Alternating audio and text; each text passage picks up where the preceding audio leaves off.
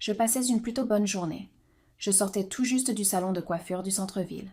Rien d'extravagant, juste un petit rafraîchissement, quelques couches poroises pour encadrer mon visage. Cela faisait des semaines que je repoussais le rendez-vous à cause du boulot, mais j'avais enfin réussi à me dégager un créneau. En sortant, j'avais l'impression d'être une nouvelle femme, malgré les gros nuages gris qui annonçaient encore de la neige. Je m'appelle Monique, j'ai 30 ans et je travaille comme chef de projet dans une agence de communication. Ce n'est pas le job le plus excitant au monde, mais ça paie les factures, et je suis plutôt douée dans ce que je fais. Je vis seule dans un petit 2 pièces modeste dans le quartier est de la ville. Ma famille? Eh bien, c'est compliqué. J'ai une grande sœur, Diane, 35 ans, mariée à Grégoire. Ils ont un fils, Théo, il a 6 ans, et c'est une vraie tornade.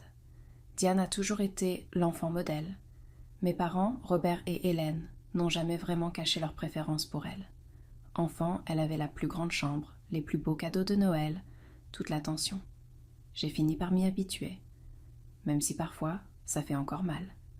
Bref, ce jour d'hiver, je rentrais à pied depuis le salon, admirant mon reflet dans les vitrines. Les trottoirs étaient peu glissants à cause de la neige fondue, mais je ne faisais pas attention. Grosse erreur. Un instant je marchais, et l'instant d'après j'étais en l'air. Mes pieds ont glissé, et je suis retombée violemment sur le côté droit. La douleur a été immédiate, intense. Oh mon Dieu, ça va? Une femme s'est précipitée vers moi, visiblement inquiète. J'ai essayé de me relever, mais dès que j'ai posé du poids sur ma jambe droite, une douleur fulgurante m'a traversée. Je crois que je me suis blessée à la jambe. Ai-je réussi à articuler? Ne bougez pas, a dit un homme qui s'était aussi arrêté. Ça pourrait être cassé. La femme s'appelait Lise, son mari, David. Ils ont proposé de m'emmener à l'hôpital. Heureusement, car il était hors de question que je marche ou même prenne le bus dans cet état. À l'hôpital, on m'a fait passer des radios tout de suite. Le médecin a confirmé ce que je redoutais. Fracture nette du tibia, juste sous le genou. Il va falloir un plâtre, m'a-t-il dit en me montrant l'image. Vous en avez pour 6 à 8 semaines sans poser le pied. Ils m'ont d'abord mis une attelle, puis le plâtre. C'était inconfortable, mais heureusement, les antidouleurs ont atténué la douleur. En regardant ce plâtre blanc tout neuf, je me suis dit que les choses allaient sérieusement se compliquer. L'hôpital m'a commandé un taxi pour rentrer. Gravir les 3 étages de mon immeuble avec des béquilles a été un enfer, mais j'ai fini par y arriver, en nage et épuisée. Une fois à l'intérieur, j'ai immédiatement appelé mon travail. « Monique, qu'est-ce qui t'est arrivé ?» s'est exclamée ma chef, Sarah. « J'ai glissé sur la neige, je me suis cassé la jambe », ai-je répondu, en tentant de paraître plus joyeuse que je ne l'étais. Le médecin dit que je suis hors service pour un moment. « Ne t'inquiète pas pour le dossier, Jacques », m'a-t-elle assuré. « On s'en occupe. Repose-toi, c'est le plus important, un vrai soulagement. Au moins, le boulot ne serait pas un problème. » En raccrochant, j'ai regardé autour de mon appartement et compris à quel point les semaines à venir allaient être compliquées. Tout paraissait soudain loin, inaccessible. Même aller me chercher un verre d'eau ressemblait à un parcours du combattant. J'ai tenté de me faire à dîner, mais rester debout devant la cuisinière m'a épuisée. J'ai fini par grignoter des crackers avec du fromage avant de m'écrouler sur le canapé. C'est là que je me suis dit que je devrais sans doute prévenir mes parents. Je les ai appelés, mais personne n'a répondu. Classique. Je leur ai envoyé un texto. « Salut, juste pour vous dire que j'ai glissé sur la neige aujourd'hui. Jambe cassée. J'en ai pour 6 à 8 semaines avec un plâtre. » Je ne m'attendais pas à grand-chose. Mes parents n'ont jamais été du genre à couver. En tout cas, pas avec moi. Environ 20 minutes plus tard, mon téléphone a vibré. Un message de ma mère. « Monique, tu es toujours aussi distraite et maladroite. Voilà ce qui arrive quand on ne fait pas attention. On ne peut pas venir, on est pris par les travaux chez Diane. Fais plus attention la prochaine fois. » Pas de « tu vas bien ?» Pas de « tu as besoin de quelque chose ?» Juste du reproche et des excuses. J'ai jeté mon téléphone sur le canapé, les larmes aux yeux. Je ne sais pas pourquoi j'espérais autre chose. Ils avaient toujours été comme ça, froids, critiques, distants. Mais ça faisait mal, chaque fois. J'ai boité jusqu'à la salle de bain, me suis brossé les dents, et tant bien que mal, je me suis préparée pour aller me coucher. Allongée dans le noir, les yeux fixés au plafond, j'ai essayé de chasser les pensées désagréables. Demain serait un autre jour, et je trouverai le moyen de m'en sortir, comme toujours. Le lendemain matin, je me suis réveillée au son insistant de mon téléphone. Ma jambe me lançait malgré les antalgiques. À tâtons, j'ai attrapé le téléphone sur la table de nuit. C'était Diane. Génial. Monique, comme notre maison est en travaux, je t'amène Théo aujourd'hui. Je clignais des yeux, à moitié réveillée. Diane, je me suis cassé la jambe hier. J'ai un plâtre. Je me suis péniblement redressée.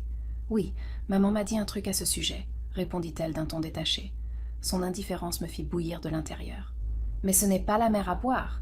Tu n'as pas besoin de 2 jambes pour garder un enfant. J'en revenais pas. Tu es sérieuse? Je peux à peine bouger dans mon propre appartement. Arrête de faire ta drama queen. Personne. Je te demande pas de jouer au foot avec lui ou quoi que ce soit. Juste d'être là, de le divertir un peu, de lui faire à manger. Tu sais qu'il mange uniquement des plats faits maison. Cuisiner? J'ai failli hurler. Diane, je peux même pas rester debout devant les plaques. Aller aux toilettes, c'est déjà un supplice. L'anesthésie ne fait plus effet et ma jambe me fait un mal de chien. Mon Dieu, t'es vraiment une égoïste, a-t-elle craché avant de raccrocher. Je suis restée là, téléphone à la main, stupéfaite. Même pour Diane, c'était bas. Elle savait que je gardais souvent Théo pour lui rendre service. La dernière fois qu'il était venu, il avait dessiné sur les murs de mon salon avec des marqueurs indélébiles, vidé une bouteille de liquide vaisselle sur le sol pour faire comme une patinoire, et tenté de faire disparaître mes bijoux en les jetant dans les toilettes. Et à l'époque, j'avais encore mes 2 jambes pour courir derrière lui. 15 minutes plus tard, mon téléphone a de nouveau sonné. C'était ma mère. « Monique » a-t-elle commencé d'un ton de reproche, celui qu'elle utilisait quand j'étais enfant. « Comment peux-tu refuser d'aider ta sœur ?» Elle a besoin de quelqu'un pour s'occuper de Théo. « Maman, tu m'écoutes ?» Je suis coincée chez moi avec une jambe cassée. Je ne peux pas physiquement courir après un gamin de 6 ans en ce moment. Ce ne sont que des excuses. Tu es tout à fait capable de garder un petit garçon, jambe cassée ou pas. J'étais trop épuisée, trop douloureuse pour continuer à discuter. Maman, je suis hors service pour au minimum 1 mois. S'il te plaît, ne me rappelle plus pour ça. J'ai raccroché avant qu'elle puisse répliquer, puis j'ai éteint mon téléphone. J'avais besoin de paix. À l'aide de mes béquilles, j'ai boité jusqu'à la cuisine. Il m'a fallu près de 20 minutes pour me faire un chocolat chaud. En le sirotant, une tristesse sourde m'a envahie. Pas une seule fois, il ne m'avait demandé comment j'allais ou si j'avais besoin de quelque chose. Ils ne m'appelaient que quand ils avaient besoin de moi. Ce soir-là, la sonnette a retenti. J'ai mis du temps à atteindre la porte, persuadée que j'allais trouver Diane et Théo sur le pas de ma porte, prêtes à m'imposer sa décision. Mais en regardant dans le Judas, j'ai vu Rachel et Jess, mes amis. J'ai ouvert, un peu perdue. « Qu'est-ce que vous faites là ?» Rachel a croisé les bras. « On vient d'apprendre par Sarah au boulot que tu t'étais cassé la jambe hier. Pourquoi tu nous as rien dit ?» J'ai rougi, soudain gênée. Je voulais pas vous embêter avec mes problèmes. Nous embêter? Jess avait l'air outré. On est tes amis, Monique. C'est exactement pour ça qu'on est chats. Pendant 1 seconde, j'ai cru qu'elles étaient vraiment en colère. Mais j'ai vu un sourire se dessiner au coin des lèvres de Rachel. Elles sont entrées sans attendre, les bras chargés de sacs de course. « On t'a ramené de quoi manger pour 1 semaine, » a annoncé Jess en filant vers la cuisine. « Tout est prêt à manger ou à réchauffer. » Je suis restée bouche bée en les regardant remplir mon frigo de soupe, gratin, sandwich et salade. « Vous n'étiez pas obligé, » ai-je murmuré, la gorge nouée par l'émotion. « Tais-toi et assieds-toi, » m'a dit Rachel d'un ton doux mais ferme. « On va aussi faire un peu de ménage. » Je me suis installée sur le canapé, la jambe allongée, pendant qu'elle passait l'aspirateur, dépoussiérait et nettoyait ma salle de bain. Après, on a commandé des pizzas et regardé un film ensemble. C'était la meilleure soirée que j'avais passée depuis longtemps. Vers minuit, elles se sont levées pour partir. Rachel m'a serrée dans ses bras, doucement. « Appelle-nous si tu as besoin de quoi que ce soit. Sérieusement, n'importe quoi. »« On est là, Monique. Fais pas la maline, » a ajouté Jess avec un clin d'œil. Après leur départ, je suis restée assise dans mon appartement propre, entourée de leur gentillesse. Et là, j'ai compris quelque chose. Mes amis étaient plus une famille pour moi que ne l'avaient jamais été mes parents ou ma sœur. Les jours suivants ont passé lentement. Ma jambe guérissait petit à petit, mais je ne pouvais toujours pas marcher normalement, même dans l'appartement. Je me débrouillais de mieux en mieux avec les béquilles, même si je faisais tomber des trucs sans arrêt et que ça m'énervait facilement. Le travail avait été compréhensif, me laissant faire ce que je pouvais à distance. Mes amis prenaient souvent de mes nouvelles, m'apportèrent à manger ou passaient simplement me tenir compagnie. Ma sœur et mes parents, eux, n'avaient plus donné signe de vie. Et franchement, ça me soulageait. Je croyais qu'ils avaient enfin compris. Mais une semaine jour pour jour, après le premier appel de Diane, mon téléphone a sonné. Son nom s'est affiché. Contre toute logique, j'ai décroché. « Salut Monique », fit-elle d'un ton joyeux qui me mit aussitôt en alerte. « Diane ?» ai-je répondu, méfiante. « Alors voilà, Grégoire et moi, on fête nos 10 ans de mariage la semaine prochaine. On part 2 semaines à l'île Maurice. Tu te rends compte? C'est pas génial? Félicitations, ai-je murmuré, sans trop comprendre où elle voulait en venir. Oui, ça va être incroyable. Bref, on part dimanche, et comme t'es à la maison, on s'est dit que t'allais garder Théo pendant les 2 semaines. Pas besoin de nounou, hein? J'ai failli laisser tomber le téléphone. Quoi? Diane, j'ai toujours la jambe cassée. Je suis en convalescence. Oh, ça va. Ça fait quoi? 2 semaines? T'es pas en train de mourir non plus. Théo est pas un bébé. Il a juste besoin de manger, de jouer un peu et d'un lit pour dormir. Non, ai-je dit fermement, je ne peux pas. Je suis désolée, mais je suis incapable de m'occuper d'un enfant de 6 ans en ce moment. Et encore moins pendant 2 semaines entières. Elle a explosé. T'es vraiment qu'une sale égoïste. Tu fais rien de tes journées à part traîner pendant que moi j'ai besoin d'aide. T'as toujours été une fainéante, mais là tu bats des records. J'étais sous le choc. Diane, je me suis littéralement cassé la jambe. Pourquoi est-ce que maman et papa peuvent pas le garder? Ils supervisent les travaux de notre maison, a-t-elle claqué. Ils peuvent pas surveiller Théo en plus? Et là, tout à fait tilt. Tout s'éclairait. La rénovation de la maison comptait plus que moi, leur fille blessée. Et maintenant, elle comptait même plus que leur petit-fils. Tout prenait sens. « Je suis désolée, Diane, mais je ne peux pas t'aider, » ai-je dit fermement. « Tu vas devoir trouver quelqu'un d'autre. »« Tu gâches tout, » hurla-t-elle. « On a déjà acheté les billets. »« Ce n'est pas mon problème, » ai-je répondu, puis j'ai raccroché avant qu'elle ne puisse ajouter autre chose. Presque immédiatement, mon téléphone s'est mis à vibrer. Une rafale de messages de Diane. « Tu vas ruiner notre voyage d'anniversaire. » On ne peut plus se faire rembourser à ce stade. « Pourquoi tu es aussi égoïste ?» Je n'ai rien répondu. Qu'est-ce que j'aurais pu dire? Elle n'écoutait rien. 1 heure plus tard, ma mère a appelé. J'ai hésité à ignorer l'appel, mais j'ai préféré en finir. « Allô ?»« Monique » lança ma mère, la voix stridente de colère. « Qu'est-ce qui ne va pas chez toi? Comment peux-tu faire ça à ta sœur? Faire quoi exactement? Refuser de garder son enfant alors que je suis blessée? Tu sabotes son voyage avec ta paresse. » Je sentais la colère monter. « Ce n'est pas de la paresse, maman. C'est une jambe cassée. » « Même avec une jambe cassée, tu devrais aider ta famille, » insista-t-elle. « La famille passe avant tout. Celle-là, elle était bonne. » Vraiment? C'est pour ça que personne ne m'a demandé comment j'allais depuis ma chute? Que personne n'a proposé de m'aider? Ça, c'est ta définition de famille? Un silence glacé a suivi. « Ce sont tes problèmes, » a-t-elle fini par lâcher d'un ton sec. « Eh bien, les vacances de Diane et son fils sont ses problèmes à elle, pas les miens, » ai-je répondu. « Ne me rappelle plus, s'il te plaît. » J'ai raccroché. Les jours suivants furent étrangement calmes. Pas d'appel, pas de message. J'ai commencé à croire qu'ils avaient enfin compris. J'avais tort. Le samedi matin, on a sonné à ma porte. Je n'attendais personne, et mes amis préviennent toujours par texto avant de passer. Appuyée sur ma béquille, je suis allée lentement jusqu'à la porte. J'ai regardé par le Judas, et mon cœur s'est serré. Diane, Grégoire et Théo. J'ai ouvert la porte, mais je me suis immédiatement placée dans l'encadrement, bloquant le passage avec ma béquille. « Qu'est-ce que vous faites ici ?» Diane m'a souri, mais ses yeux ne suivaient pas. Elle a posé les mains sur les épaules de Théo et l'a poussé légèrement en avant. « On t'amène Théo. Notre vol est demain matin et on a encore des courses à faire. » Je les ai fixés, sidérés. « Je vous ai dit que je ne pouvais pas m'en occuper. » Grégoire a fait un pas vers moi. « Écoute, Monique, c'est juste pour 2 semaines. On a vraiment besoin de cette pause. Et moi, j'ai vraiment besoin de me remettre d'une fracture, ai-je rétorqué. Je suis désolée, mais non. Le visage de Diane s'est durci. Tu exagères. Ce n'est qu'une jambe. J'ai désigné mon plâtre. Une jambe cassée, Diane. J'ai du mal à m'occuper de moi-même. Alors ton fils? On n'a personne d'autre, a-t-elle rétorqué, rouge de colère. Papa et maman sont occupés avec la rénovation. Ce n'est pas mon problème, ai-je répété. Tu dois trouver quelqu'un d'autre. J'ai commencé à refermer la porte. Grégoire a bloqué le battant avec son pied. « Tu peux pas juste nous laisser comme ça ?»« Je vous laisse pas, » j'ai dit calmement.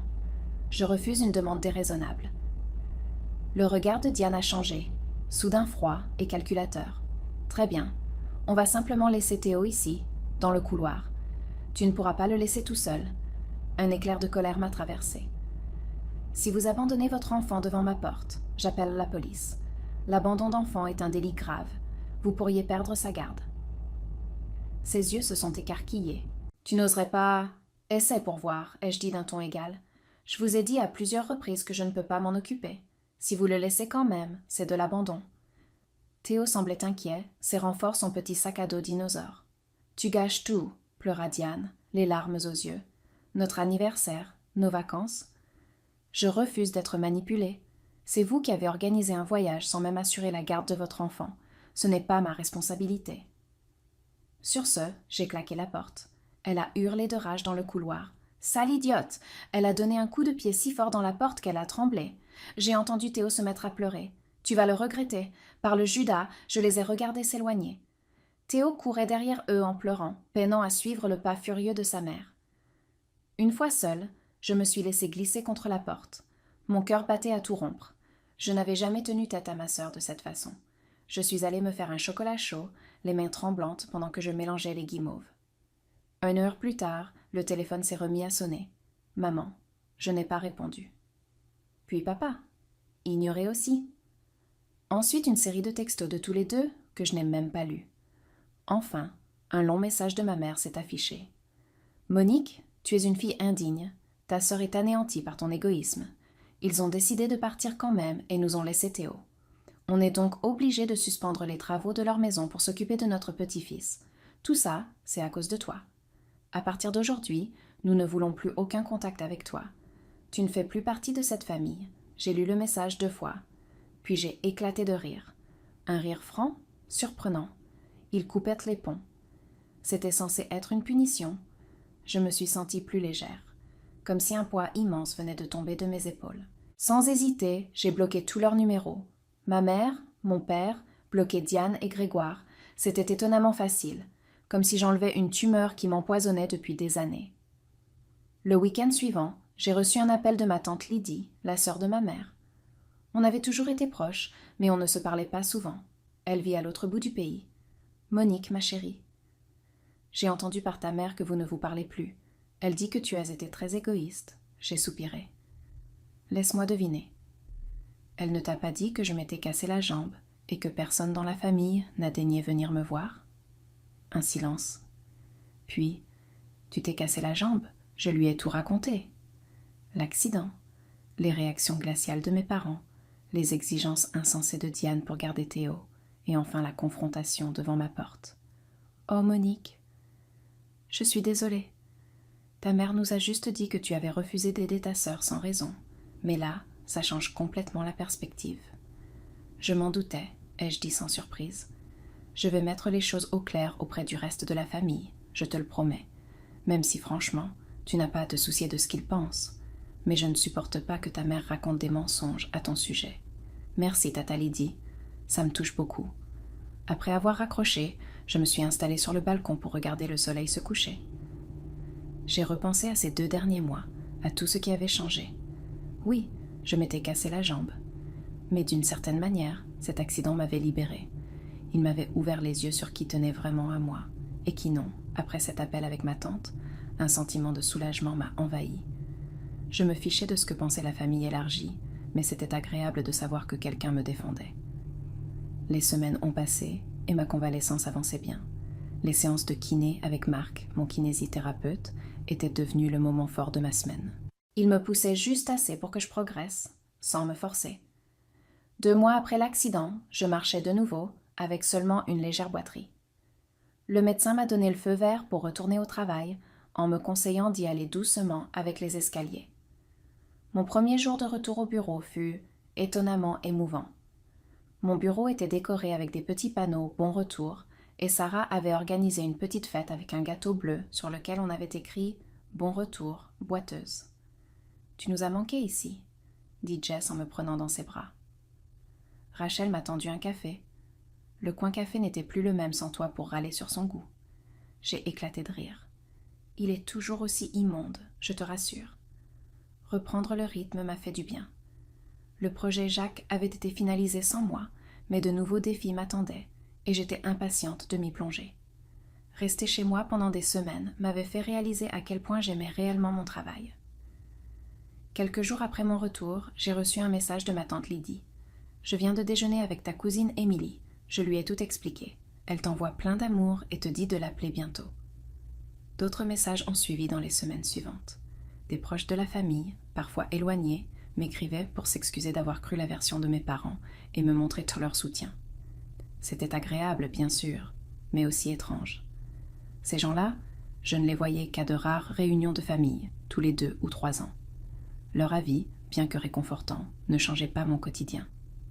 Ce qui comptait, c'étaient les personnes présentes quand j'en avais vraiment besoin.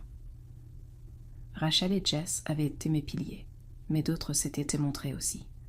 Mon voisin, M. Chen, m'avait apporté des courses chaque semaine. Mon amie Alicia, de la fac, m'envoyait des colis avec des douceurs. Même le barista du coin m'avait mis de côté mon muffin préféré, le jour où j'avais enfin réussi à boiter jusqu'au café. Environ 3 mois après l'accident, je dînais avec Rachel et Jess chez moi, quand Rachel me demanda « T'as eu des nouvelles de tes parents ou de ta sœur ?» J'ai secoué la tête. « Non. Depuis que je les ai bloqués, plus rien. » « Lydie dit qu'ils continuent à dire du mal de toi à qui veut bien écouter, » dit doucement Jess. Je me suis tue un instant, puis j'ai répondu « Honnêtement, moins que je l'aurais cru.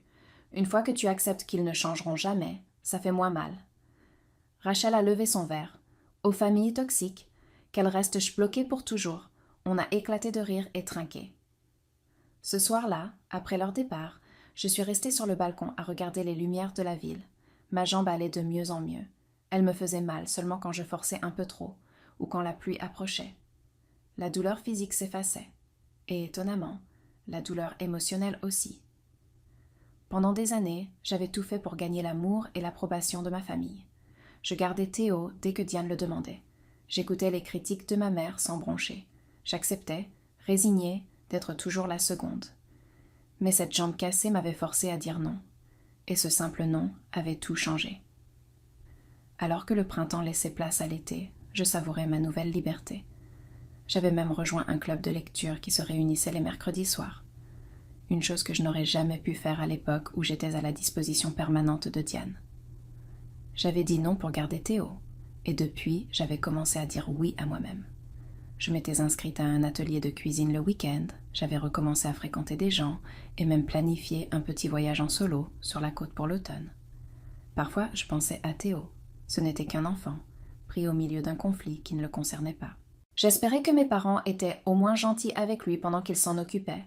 Peut-être qu'un jour, quand il serait plus grand, on pourrait avoir une relation à part, loin de ses parents. J'aimerais bien. Un samedi matin de juillet, presque 6 mois après mon accident, j'étais au marché, à flâner entre les étals de légumes, quand j'ai cru apercevoir Diane dans la foule. Mon cœur s'est emballé un instant, mais la femme s'est retournée, et ce n'était pas elle. Et contre toute attente. J'ai été déçue. Une petite partie de moi espérait que ce serait elle, qu'elle aurait changé, qu'elle serait venue s'excuser. Mais ça aurait été trop beau. Des gens comme ma sœur et mes parents admettent rarement qu'ils ont eu tort. Ils iraient probablement jusqu'à leur tombe en pensant que j'étais l'égoïste, celle qui leur avait tourné le dos. Et tu sais quoi? Ça allait. Je ne pouvais pas contrôler ce qu'ils pensaient ou disaient de moi. Tout ce que je pouvais contrôler, c'était mes propres actions, mes propres choix. Ce soir-là, j'ai retrouvé mes amis dans un nouveau resto en ville. En regardant autour de la table, ces gens qui m'aimaient vraiment, qui étaient là quand j'en avais eu besoin, qui respectaient mes limites, qui m'acceptaient telle que j'étais, j'ai ressenti une profonde gratitude. 2 semaines plus tard, tante Lydie m'a appelée avec des nouvelles. Ta mère raconte à tout le monde que tu l'as suppliée de te reprendre, mais qu'elle a refusé. J'ai éclaté de rire. Elle a de l'imagination. Je n'ai même pas débloqué leur numéro. Je m'en doutais, a-t-elle répondu. Et toi, comment tu vas? Vraiment? Bien. Mieux que depuis très longtemps, ai-je dit. Et c'était vrai. Après avoir raccroché, je me suis préparé un chocolat chaud, toujours ma boisson réconfort par excellence, et je me suis installée sur le canapé avec un bon livre. Ma jambe allait presque parfaitement. Juste un peu raide les jours où je la sollicitais trop. La vie n'était pas parfaite. Le travail était parfois stressant. les rencontres amoureuses, en dents de scie, et mon appartement avait toujours besoin d'un coup de peinture. Mais pour la première fois de ma vie, je me sentais en paix. Je n'attendais plus d'appels qui me réclameraient du temps. Je n'étais plus sur la défensive face aux critiques. Je ne me faisais plus petite pour ne pas déranger. J'étais juste Monique, imparfaite, en voie de guérison, et enfin libre de vivre selon mes propres termes. Parfois, les pires accidents mènent aux plus belles renaissances. Parfois, il faut se briser pour pouvoir guérir correctement. Et parfois, la famille qu'on choisit vaut bien plus que celle dans laquelle on est né.